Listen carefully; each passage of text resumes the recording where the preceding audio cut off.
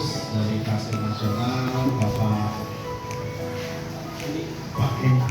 Nah, ini dari DPTK, Lembaga dari Dinas Pendidikan. Jadi Bapak Ibu terima kasih sebelumnya Pak Ibu sudah datang ke sini, menyempatkan waktu, menyempatkan segala urusan datang ke sini untuk mendengarkan kami untuk berbagi praktik baik dari 7 jurus BK. Bapak Ibu, jadi pas kemarin di BIMTEK, seperti kita ketahui kan ada 7 kebiasaan anak hebat. Nah, jadi di BK Bapak Ibu ada namanya juga 7 jurus BK. Jadi 7 jurus BK itu 7 jurus BK itu ada 7 Pak.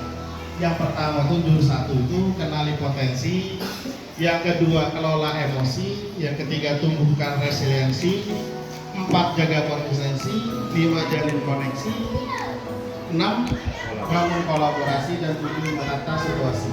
Jadi Bapak Ibu yang saya lakukan itu ada 2 jurus. Yang saya menggunakan jurus jaga konsistensi yang dilakukan dengan kelas 72 kemarin dengan Wali Budena, dan bangun kolaborasi.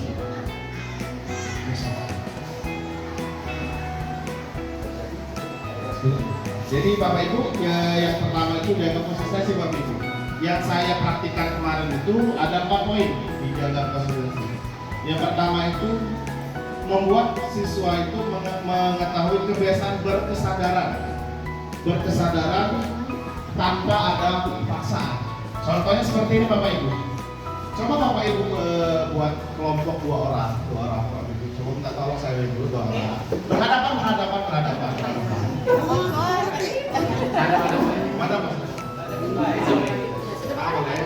Jadi ini yang saya praktek dengan siswa kemarin. Coba, yang sebelah kanan itu mengenggam. Sebelah kanan mengenggam. Nah, yang sebelah kiri, saya minta ke sebelah kiri sebisa mungkin, sekuat mungkin untuk membuka genggaman sebelah kanan. Kita nanti dengan paksaan, terserah. Kalau bisa dalam 1, 2, 3. Berbuka berdepan. 2, 3, 4,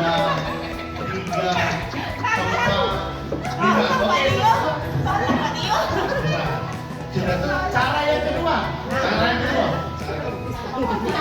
Sebelah kiri, genggam.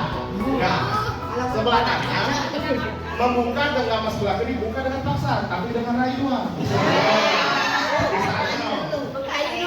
Buka genggaman ini, kamu ini duit 5.000. Itu. Oke, 1, 2, 3.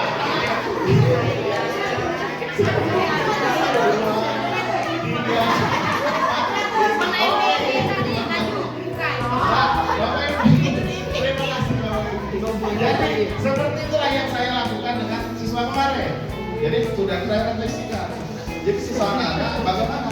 Enak yang dipaksa atau dirayu, banyak rayu. Coba kamu refleksi dengan refleksi orang tua. Ketika minta duit, mak, aku nak minta duit. Kau ada saja kalau nak duit apa dengan sekolah? Dengan mak, aku nak duit, aku nak belajar. Kakek dengan hasil, mak mana aja tuh bermain kedua. Nah itu tadi tuh melatih siswa dengan kebiasaan berserah tanpa dengan paksa. Belajar merayu. Pasti kita juga merayu Bapak. Boleh.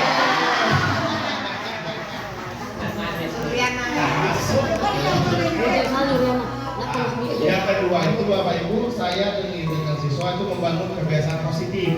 Kayak mas selanjutnya mengajarkan siswa juga bisa karena terbiasa. Contoh saya lakukan itu, misalnya kita kan bangun pagi. Nah, setiap manusia itu mempunyai dinosaurus Bapak Ibu. Nah, saya bayangkan dinosaurus ada kemalasan, mengantuk segala macam. Tapi kalau kita membuat kebiasaan bangun tidur, saya mau bangun subuh jam 3, atau dengan saya mau bangun jam 5:30, tapi dengan berangsur-angsur, lebih mudah bangun 5:30, jam 5, jam 3:30 dengan yang ngejut Bapak Ibu, dengan yang 4, jam 5. Saya mengajarkan seperti itu. Yang keempat itu mulai dari hal kecil. Nah ini tombol ajaib Bapak Ibu. pelajari. Jadi setiap siswa itu memiliki ciri dan karakter masing-masing. Ada siswa nih di tombolnya apa sih dia tidak galak belajar, apa dia tidak senang.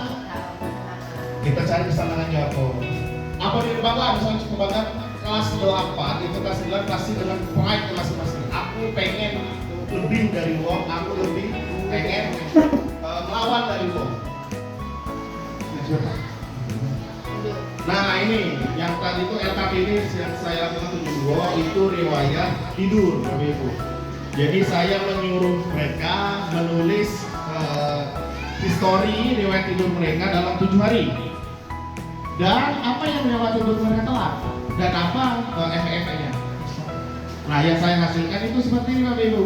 Dari ke-29 siswa yang di kelas 72 itu ada 10 orang tidur jam 6 sampai jam 8 malam.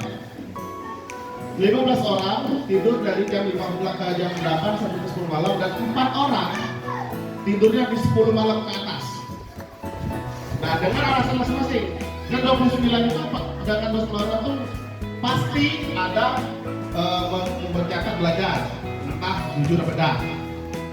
Yang pasti 29 itu main HP. Malam itu. Nah, yang saya terkejut Bapak Ibu, ada 1 orang di kelas 29 itu ada penyakit tidak bisa tidur. 1 orang. Dan 1 orang lagi siswa itu malam-malam nggak tidur karena bersih-bersih rumah, pekerjaan rumah, nyuci lah. Mungkin 1 orang sudah tahu ini. Mungkin Bapak Ibu sudah tahu 72 Ramdhani. Kelas 1 ini 1 orang ini serupa sama 72 itu karena penyakit Bapak Ibu. Belum saya tidak lanjuti. Nah, sudah Bapak Ibu yang jurus kedua yang saya lakukan itu bangun kolaborasi. Jadi bangun kolaborasi dengan Bapak Ibu itu membantu murid menyelesaikan masalah secara efektif. Mungkin Bapak Ibu bisa baca ini. Fungsi dari bangun kolaborasi, meningkatkan peran orang tua, dan menyediakan buku lebih banyak untuk murid. 3. Nah Bapak Ibu, permasalahan dari siswa itu Bapak Ibu, mungkin kita kira tuh cuma ada level-levelnya Bapak. Dari di BK itu ada 3 level, ada 3 level permasalahan, dan dari 3 level itu ada arah masing-masing Bapak Ibu. Bukan langsung serta-merta langsung kepala sekolah, langsung ke wong tuo, langsung ke polisi segala macam.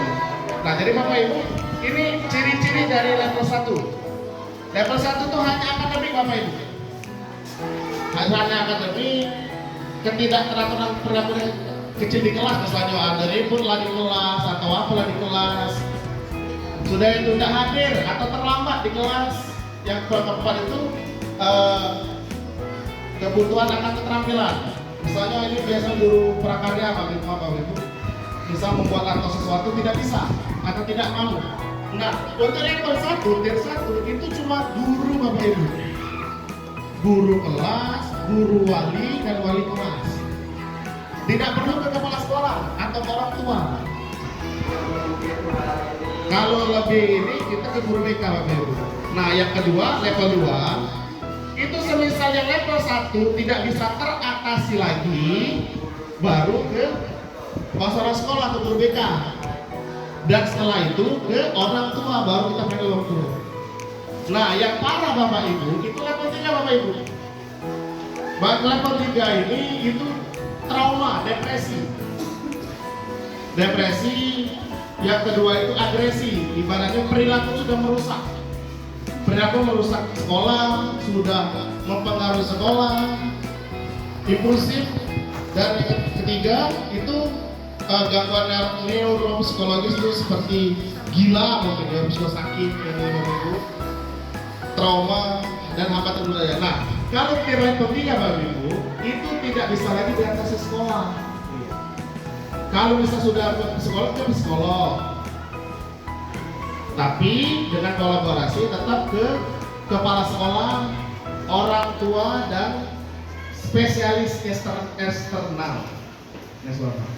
Nah, jadi Bapak Ibu pada kolaborasi ini saya mengambil kasus Muhammad Bagus kelas 95. Jadi pada kasus Muhammad Bagus ini saya kategorikan itu tier 2 dan tier 3. Kenapa tier 2? Karena kan masih di dalam masuk level 2, tapi di level 3 masih masuk karena apa? Trauma berat gara-gara kehilangan kakek. Nah, yang kedua itu saya sudah melakukan kolaborasi dengan guru mata pelajaran, guru wali kelas, wakasek kesiswaan, wakasek kurikulum dan kepala sekolah. Dan juga kami sempat memvisit kemarin dengan Pak Gam, Ibu Dina sudah memvisit, Ibu Irma Wagro sudah memvisit secara Pak Agus. Jadi hasil dari kolaborasi kemarin, Bagus itu masih tidak sekolah, tapi terkadang masih sekolah kalau seperti kita ketahui. Dan yang kedua itu mindset kelas 95 itu mulai berubah. Oh berarti Pak kalau Bagus itu kami ibu baca itu. Nah ini yang impulsif tadi Pak Ibu sudah merusak, sudah mempengaruhi pemikiran mindset dari siswa lain pro negatif. Jadi energi negatif dari Bagus tadi mulai. Nah yang ketiga tidak lanjut Bapak Ibu. Nanti setelah ini mungkin tidak lanjut yang lebih tegas dari sekolah, kita akan bermusyawarah lagi untuk Muhammad Bagus. Oke Bapak Ibu sekian, terima kasih. Itu pemaparan praktik baik dari 2 jurus BK yang saya lakukan. Selanjutnya praktik dari Bapak Kepala Sekolah. Ya, terima kasih. Assalamualaikum warahmatullahi wabarakatuh. Terima kasih kepada Pak Phil. Jadi Bapak